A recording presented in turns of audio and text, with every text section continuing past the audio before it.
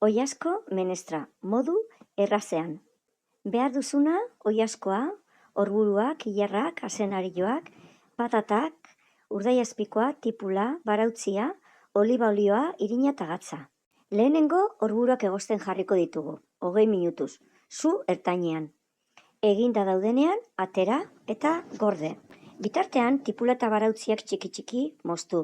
Lapiko batean, oliba olio pixka batekin, tipula eta barautzia frijitzen jarriko ditugu, 5 minutuz.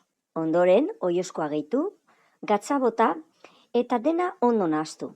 Pixka bat egiten utzi zu ertainean. Gero irina gehitu. Koiakada bat edo bi nahi duzun lodieraren arabera. Ondo nahastu. Orain ura bota, erdiraino, estali gabe. Gehitu patatak zatitan. Irakiten hasten denean, sua jatsi, tapa jarri eta 30 minutuz zu txikian egosten utzi. Denbora hori pasata, gehitu azenarioak txikiek balimadia, handiak balimadia zatitan, ilarrak, aurretik egindako orburuak eta urdaiazpikoa.